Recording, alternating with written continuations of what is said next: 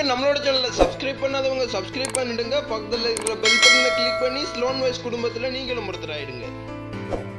ரணிலுக்கு நவநீதம் பிள்ளை தக்க பதிலடி, தப்பிப்பதாக குற்றச்சாட்டு. கொழும்பில் பிரபல அரசியல்வாதியின் மகன் சற்று முன்னர் அதிரடியாக கைது. நாடாளுமன்ற உறுப்பினர்கள் கொக்கைன் பாவிப்பது குறித்த அறிக்கை பிரதமரிடம். தென்னிலங்கை அரசியல்வாதிகளின் பெயரில் இடம்பெற்ற வெளிநாட்டு மோசடி. மத விவகாரம், துபாய்க்கு செல்ல தயாராகும் இலங்கை சிஐடி. ரணிலுக்கு நவநீதம் பிள்ளை தக்க பதிலடி, தப்பிப்பதாக குற்றச்சாட்டு. இலங்கையில் நடந்த பாரிய படுகொலைகள், காணாமல் ஆக்கப்படுதல்கள், கொடூரமான குற்றங்களுடன் தென்னாப்பிரிக்காவை ஒப்பிட முடியாது என முன்னாள் ஐக்கிய நாடுகள் மனித உரிமைகள் ஆணையாளர் நவநீதம் பிள்ளை தெரிவித்துள்ளார். தென்னாப்பிரிக்காவின் உண்மை மற்றும் நல்லிணக்க ஆணைக்குழுவை போன்று இலங்கையில் போரின் போது நடந்த குற்றங்கள் தொடர்பான உண்மையை வெளிப்படுத்தி மன்னித்து மறைத்துவிட வேண்டும் என்று பிரதமர் ரணில் விக்ரமசிங்கே கூறியிருக்கும் கருத்து தொடர்பில் பதிலளிக்கும் போதே அவர் இவ்வாறு குறிப்பிட்டுள்ளார். இது தொடர்பாக தன்னுடைய அதிருப்தியை வெளியிட்டுள்ள நவநீதம் பிள்ளை, இலங்கையில் மிக மோசமாக நடந்த படுகொலைகள், காணாமல் ஆக்கப்படுதல்கள், கொடூரமான குற்றங்களுடன் தென்னாப்பிரிக்காவை ஒப்பிட முடியாது என குறிப்பிட்டுள்ளார். மேலும் இலங்கை அரச தலைவர்கள் நீதி மற்றும் பொறுப்புக்கூறல் வாக்குறுதிகளை அளித்துவிட்டு உண்மை நல்லிணக்க ஆணைக்குழுவை அமைப்பதற்கு அமைச்சரவையின் அனுமதி கோரியிருப்பது அதிருப்தியை ஏற்படுத்தியிருக்கிறது.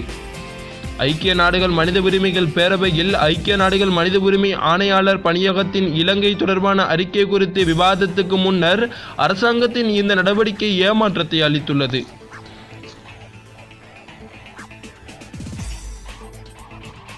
முப்பதில் ஒரு தீர்மானத்தை நடைமுறைப்படுத்துவதிலிருந்து தப்பித்துக் கொள்வதற்கு இலங்கை அரசாங்கம் இன்னும் தாமதிக்கும் தந்திரத்தை கையாளுகின்றது.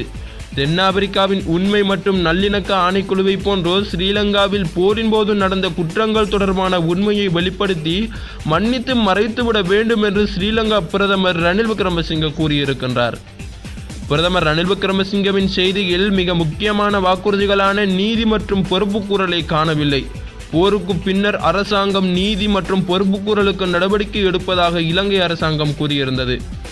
ஆனால் அதற்கு பதிலாக உண்மை நல்லிணக்க ஆணைக்குழுவுக்கு மாத்திரம் அமைச்சரவையிடம் அனுமதி கோரியிருப்பது அந்த வாக்குறுதியிலிருந்து பின்வாங்குதலை போல தோன்றுகின்றது. தென்னாப்பிரிக்காவின் உண்மை நல்லிணக்க ஆணைக்குழு பற்றிய தவறாக அர்த்தப்படுத்துகின்றனர். இது முற்றிலும் சரியான முறை என்ற அர்த்தம் இல்லை. அந்த சூழலுக்கு அது பொருத்தமானதாக இருந்தது என்கிறார். கொழும்பில் பிரபல அரசியல்வாதியின் மகன் சற்று முன்னர் அதிரடியாக கைது.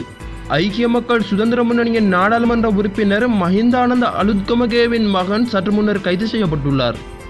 பம்பலப்பிட்டியில் நேற்று இடம்பெற்ற விபத்து தொடர்பில் குறித்த நபர் இன்று கைது செய்யப்பட்டுள்ளார்.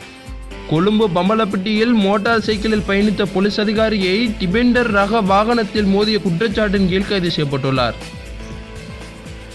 பொரல்லை போலீஸ் நிலைய போக்குவரத்து பிரிவின் பொறுப்பு அதிகாரி டிபெண்டர் ரக வாகனத்தில் மோதிவிட்டு தப்பிச் சென்ற நபர்களை போலீசார் தேடி வந்தனர். இந்நிலையில் சம்பவத்துடன் தொடர்புடைய சந்தேகிக்கப்படும் மஹிந்தானந்த அலுத்கமகேவின் மகன் உட்பட 5 பேர் கைது செய்யப்பட்டுள்ளனர். விபத்தில் காயமடைந்த குறித்த போலீஸ் அதிகாரி கொழும்பு தேசிய மருத்துவமனையில் அனுமதிக்கப்பட்டு சத்திர சிகிச்சைக்கு உட்படுத்தப்பட்டுள்ளார் என போலீசார் தெரிவித்துள்ளனர். நாடாளுமன்ற உறுப்பினர்கள் கொக்கைன் பாவிப்பது குறித்த அறிக்கை பிரதமரிடம். அமைச்சர்கள் உள்ளிட்ட நாடாளுமன்ற உறுப்பினர்கள் 24 பேர் கொக்கைன் போதைப் பொருள் பயன்படுத்துவது குறித்த விசாரணை அறிக்கை பிரதமர் ரணில் விக்ரமசிங்கவிடம் ஒப்படைக்கப்பட்டுள்ளது. இராஜாங்க அமைச்சர் ரஞ்சன் ராமநாயக்க அண்மையில் வெளியிட்ட சர்ச்சைக்குரிய கருத்தை தொடர்ந்து இது குறித்து விசாரணை நடந்த அமைச்சர் லக்ஷ்மன் கிரியல்ல தலைமையில் விசேட குழு ஒன்று நியமிக்கப்பட்டிருந்தது. அமைச்சர்கள் உள்ளிட்ட நாடாளுமன்ற உறுப்பினர்கள் கொக்கைன் போதைப் பொருள் பயன்படுத்துவதாக ரஞ்சன் ராமநாயக்க குறிப்பிட்டுள்ளார். இந்த குற்றச்சாட்டு குறித்து நேற்றைய தினம் ரஞ்சன் ராமநாயக்கவிடம் குறித்த குழு விசாரணை நடத்தியிருந்தமை குறிப்பிடத்தக்கது. விசாரணை அறிக்கை இன்றைய தினம் பிரதமர் மற்றும் குற்றப்புலனாய்வு பிரிவிடம் ஒப்படைக்கப்பட உள்ளதாக அறிவிக்கப்பட்டுள்ளது. இதேவேளை கொக்கைன் பயன்படுத்தும் ஒரு சிலரின் பெயர்களை விசாரணைகளின் போது வெளியிட்டதாகவும் புலனாய்வு பிரிவின் விசாரணைகளுக்கு குந்தகம் ஏற்படாத வகையில் பெயர் விவரங்கள் வெளியிடப்பட்டதாகவும் இராஜாங்க அமைச்சர் ரஞ்சன் ராமநாயக்க நேற்று ஊடகங்களிடம் தெரிவித்துள்ளார். தென்னிலங்கை அரசியல்வாதிகளின் பெயரில் இடம்பெற்ற வெளிநாட்டு மோசடி. வெளிநாட்டில் வேலைவாய்ப்பு பெற்றுத் தருவதாக இலங்கையர்களிடம் பணம் மோசடி செய்த நபர் ஒருவர் கைது செய்யப்பட்டுள்ளார். ஜப்பானில் தொழில் பெற்று தருவதாக தெரிவித்து மோசடியில் ஈடுபட்டுள்ளார். நாடாளுமன்ற உறுப்பினர் மனுஷ நாணயக்காரவின் பிரதிநிதி போன்று ஏமாற்றிய பண மோசடியில் ஈடுபட்டுள்ளார். குறித்த நபர் தனது மோட்டார் வாகனத்துடன் காலி போலீசாரினால் நேற்று கைது செய்யப்பட்டுள்ளார். கைது செய்யப்பட்டவர் காலி கப்புக்கல பிரதேசத்தை சேர்ந்தவராகும். இது தொடர்பில் மனுஷ நாணயக்கார காலி போலீசாரிடம் முறைப்பாடு செய்துள்ளார்.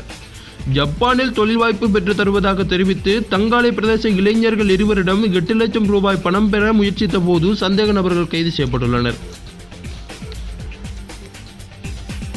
மதர் விவகாரம் துபாய்க்கு செல்ல தயாராகும் இலங்கை சிஐடி.